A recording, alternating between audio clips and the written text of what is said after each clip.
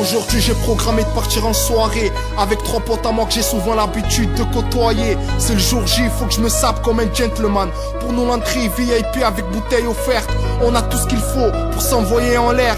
On a tout ce qu'il faut pour plaire aux gazières. Je dois me presser, ils vont m'appeler, ils vont pas tarder. C'est bon, je suis prêt, c'est bon, je crois que ça le fait. Ça y est, ils viennent tout juste de me klaxonner. Je prends mes lunettes pour avoir plus de tchatch. Je plus qu'en bas, je les aperçois en OTS 3. Je monte sans attendre, c'est bon, on y va. Je raconte ce que j'ai fait durant ma journée. Complimenté sur mes vêtements, j'imite la tête aux pieds. Arrivé au feu rouge, on croise une caisse pleine de filles. On cherche à négocier, elles sont toutes prises. Au feu vert on les lâche, sur la route j'enroule un prêt dans ma peau. D'après ça dans laquelle je prends trop de place. Sur du mob Jeep 112, pour être plus chaud de l'ambiance. On se tape des fous rires sur les filles qu'on vient de croiser. Au pharaon, t'inquiète pas on sera les désirés. Je t'avertis ce soir, ça finit à l'hôtel. On a pris un peu de retard, vas-y case, envoie les gaz. Sur une route à double sens, je regarde mon monde, ça fait 20 minutes que la soirée a commencé. À diète la pression monte, je suis impatient de rentrer. Toujours dans cette route à double sens.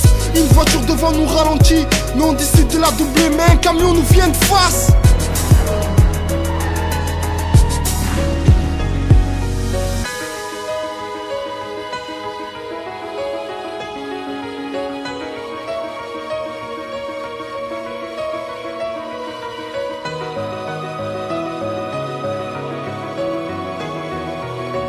Réveille-toi, je suis là, réveille-toi, ouvre les yeux. Quelle est cette douce voix qui m'appelle? Est-ce la voix d'un ange qui vient m'annoncer que je suis mort? M'annoncer le paradis ou l'enfer où finira mon sort? J'ai peur. Réveille-toi, mon chéri, réveille-toi, je t'en supplie, fais un effort. Mais cette voix est celle de ma mère, c'est ça. Je crois que j'ai survécu à l'accident. Je me sens rassuré, car c'est bien elle que j'entends. Je la reconnais, ça fait si longtemps. J'essaie d'ouvrir lentement mes yeux pour la voir. Je perçois des contours, mais tout est flou et noir. La lumière me fait mal, elle semble forte et me brûle les yeux. Un mot qu'il faut au moins que je lui dise, mais aucun son de ma voix ne sort. Je voulais lui dire maman, je voulais lui dire que je l'aime. Lui demander si tous mes potes ont survécu. Mais plus rien n'est possible, car cet accident tragique m'a rendu aveugle, muet, tétraplégique. C'était écrit, destin dramatique. Mais voir son fils vivant l'a fait pleurer de joie. Pendant des mois durant mon coma, elle reste près de moi comme un ange gardien. Elle s'est battue sans relâche, elle y a toujours cru.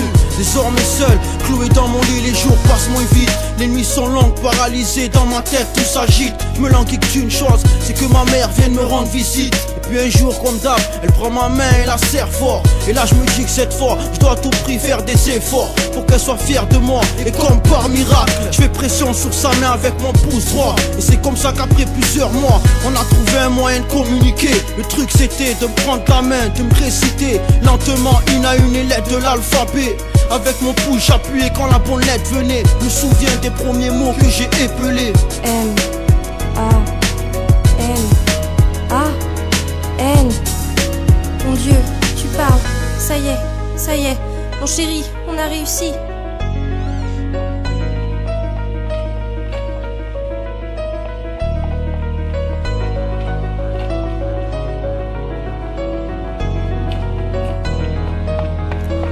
Docteur, venez vite, venez voir.